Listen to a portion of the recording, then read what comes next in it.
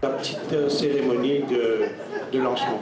Absolument, ce genre de remarque porte, parce que si vous restez là-bas, vous donnez le sentiment que vous êtes là, on dirait, pour boire et manger, et pas pour assister au lancement. Alors, rapprochez-vous un peu, rapprochez-vous un peu.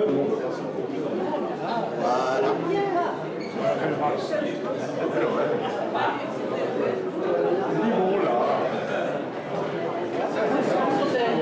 Voilà, ça va.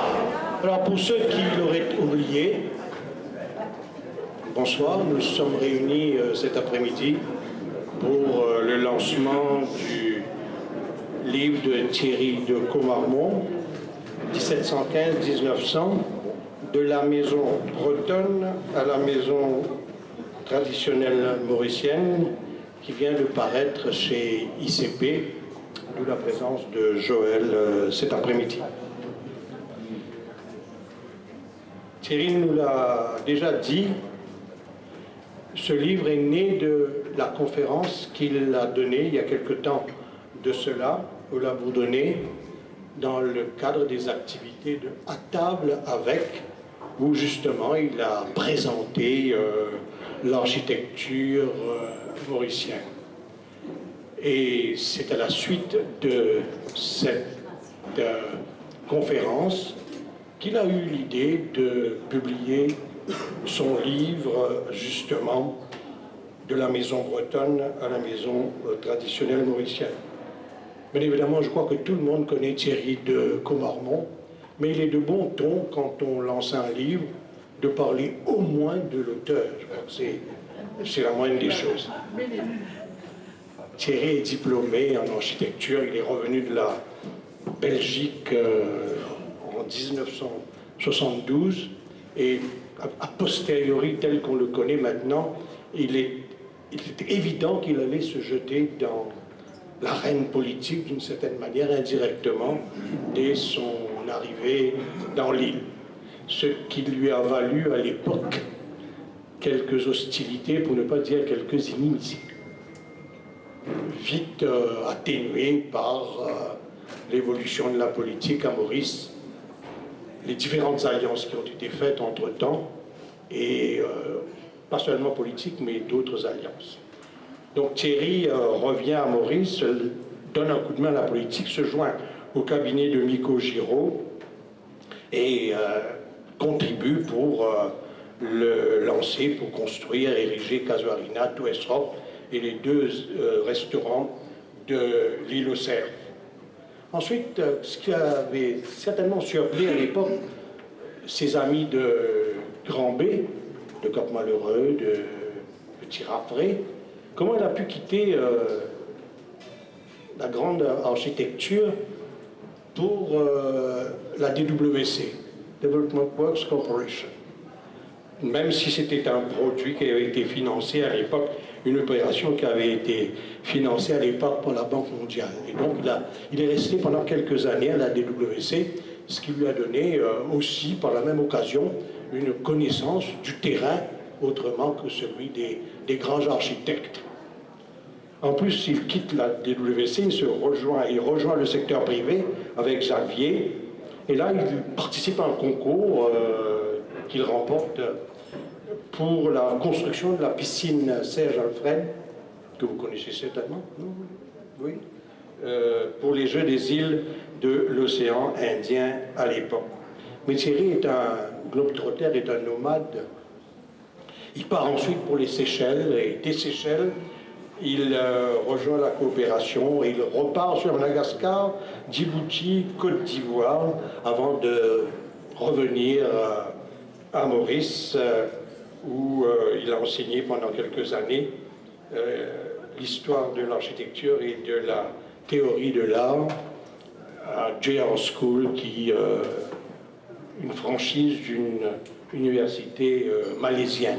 Voilà, résumer un peu le parcours de Thierry de Commarmont, et nous aurons mauvaise grâce de ne pas souligner son implication dans les grands débats de société des années 70.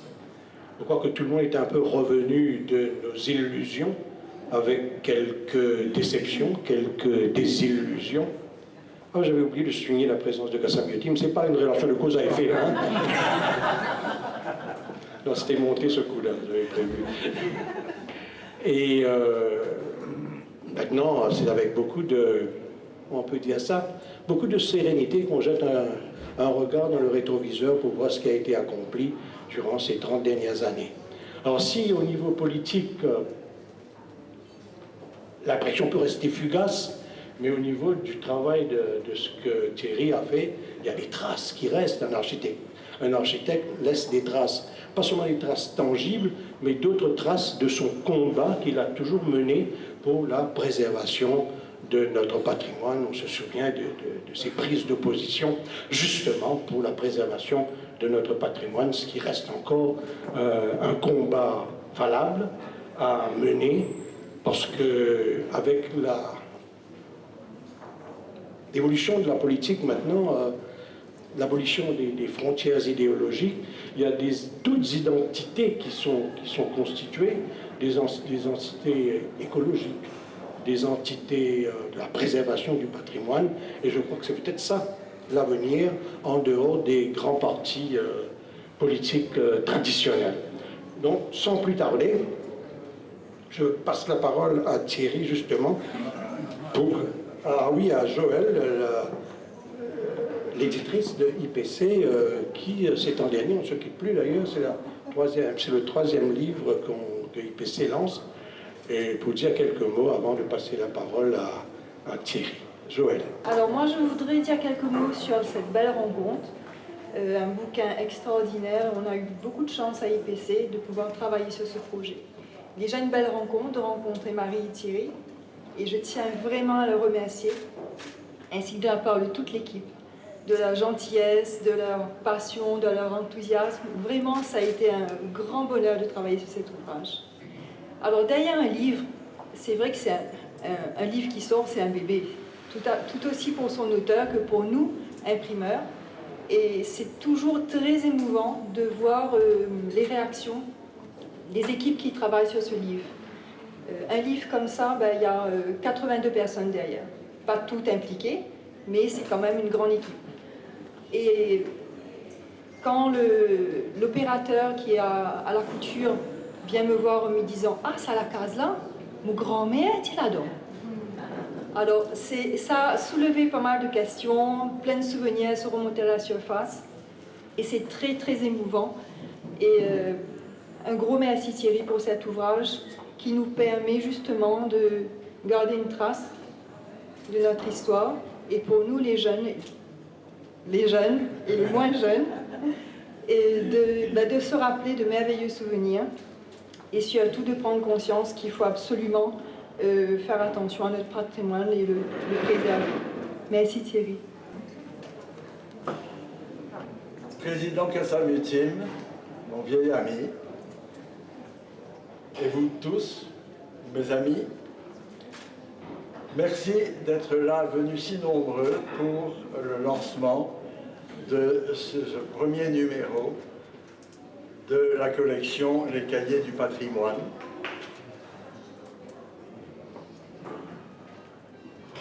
Ce livre raconte, avec de belles images, comment les maîtres d'œuvre bretons arrivés avec les premiers colons ont construit, avec les matériaux qu'ils ont trouvés dans cette île de France, ont construit dans l'architecture qu'ils connaissaient, c'est-à-dire l'architecture vernaculaire bretonne.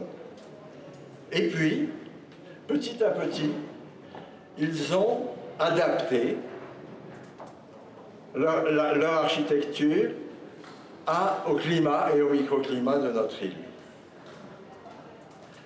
Mais ils n'étaient pas seuls dans cette entreprise, car on avait fait venir des artisans tamouls du comptoir colonial français de Pondichéry,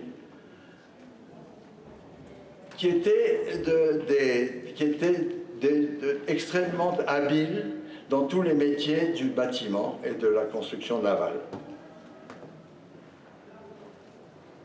Ce livre montre aussi la ressemblance entre l'architecture coloniale de l'océan Indien et celle du sud-est des États-Unis, des colonies pourtant distantes de, de plus de 16 000 kilomètres.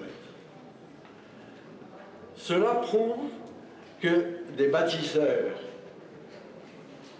ayant le même background culturel et arrivant dans des pays ayant le même climat tropical et dans un contexte socio-économique, comme vous le savez, de colonies de planteurs et d'esclaves, produisent la même architecture, sans même se concerter.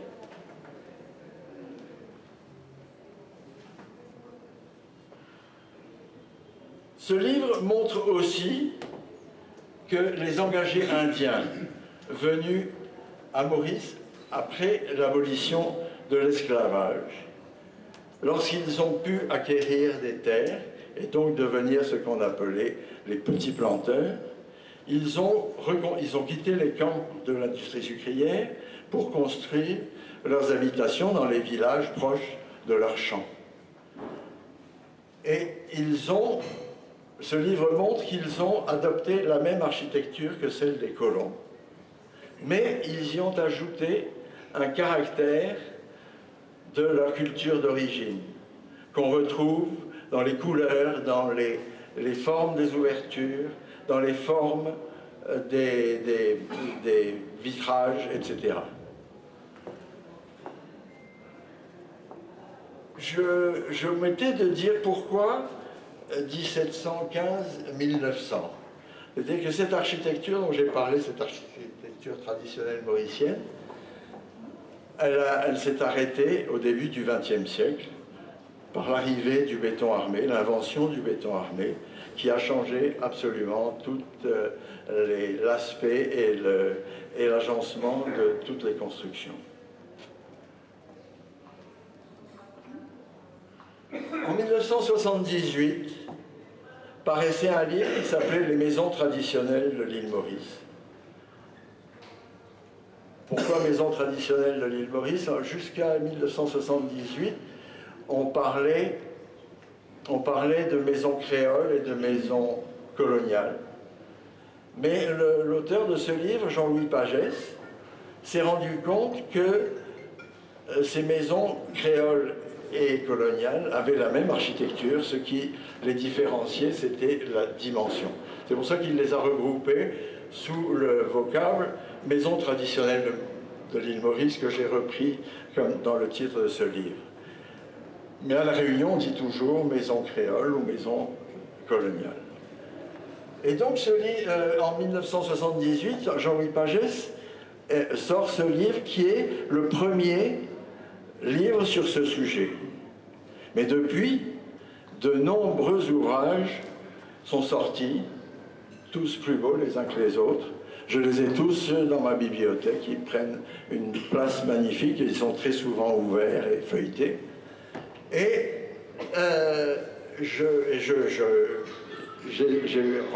il y a ici dans cette salle des auteurs de ces livres que je tiens à saluer et chaleureusement. Donc ce livre arrive après un certain nombre de livres dans les 40 dernières années. Mais tous ces livres n'ont qu'un seul but: faire aimer et chérir notre patrimoine pour mieux le protéger et l'entretenir. Quant à mes étudiants, dont peut-être il y en a certains ici, qui sont depuis devenus des architectes, je leur redirai une phrase que j'ai prononcée devant eux, devant chaque promotion, lors de du premier cours de l'année d'histoire de l'architecture. Bien connaître le passé pour mieux savoir construire l'avenir. Ce pourrait être la devise des cahiers du patrimoine. Pour terminer, je voudrais remercier la librairie Petrouchmoc, l'hôtel Hennessy et le groupe Eclosia pour leur implication dans ce projet. Un grand merci à Joël Maestrassi et à toute l'équipe d'IPC pour la qualité du travail d'impression et de reliure. Je remercie enfin Alain Faustodalé, qui est ici présent, et mon épouse Marie, auteur des belles photos qui illustrent cet ouvrage. Je vous remercie.